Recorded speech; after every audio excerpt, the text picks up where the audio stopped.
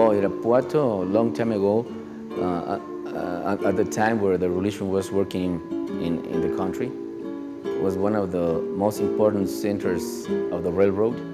And this building was the fort of Pancho Villa. He stood here for a long time.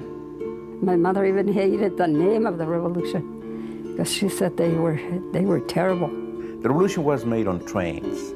That was the people moved, and on trains, on horses, but long distances, particularly from the Centauros del Norte, the Pancho Villa forces coming south. They were coming on trains there.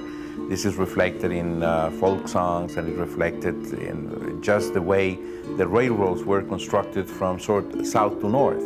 And Irapuato was at the crossroads. So Irapuato became the most cosmopolitan city in terms of the variety of Mexican subcultures, in the variety of the mosaic of cultures that is Mexico. Well, the people were confused as to who was in charge, and they didn't know who they were fighting many times. And much like the Civil War in the United States, it split a lot of families up. Some family, you have to recognize that the federal troops were also poor. A lot of them were conscripted. So you had Indians fighting Indians. My mother and my father used to say that a lot of people were for him, that he was doing the right thing. But as far as my mother and father were concerned, he was doing the wrong thing. So they didn't know who to help. I mean, some were executed for helping the federal troops. A lot of them were related to them. Some were executed for helping the revolutionaries. So the people were always in the middle.